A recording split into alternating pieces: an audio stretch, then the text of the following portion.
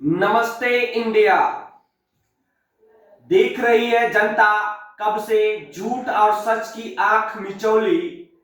कब तक ये सब चलता रहेगा, हो गया अब बस हंसी ठिठोली।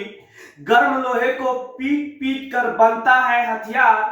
दृश्य बदलने को अब जनता हो रहा है तैयार। नहीं चलेगा आपस में टकराहट, समझ चुका है तेरा खेल। चाहे जितना जोर लगा लो, कलम की ताकत है अनमोल। देख रही है जनता कब से झूठ और सच की।